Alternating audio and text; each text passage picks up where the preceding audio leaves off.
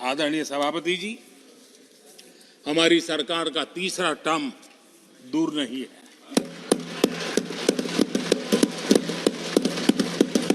कुछ लोग इसे मोदी 3.0 कहते हैं। मोदी 3.0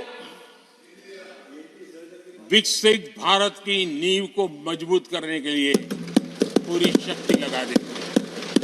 अगले 5 साल में भारत में डॉक्टरी की संख्या पहले की तुलना में अनेक गुना बढ़ेगी।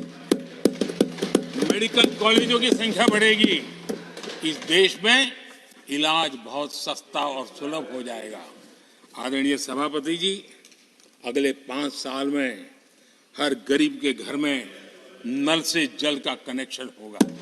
आदरणीय सभापति जी, आने वाले 5 साल में उन गरीब को पीएम आवास जो देने हैं, एक भी वंचित नहीं रहे, इसका पक्का ख्याल रखा जाएगा। अगले 5 साल सोलर पावर से बिजली बिल जीरो। देश के कितने नागरिकों, करोड़ों नागरिकों को बिजली बिल जीरो। और ठीक अगर आयोजन करेंगे तो अपने घर पर बिजली बना करके बेच करके कमाई कर पाएंगे। ये अगले 5 साल का कार्यक्रम है।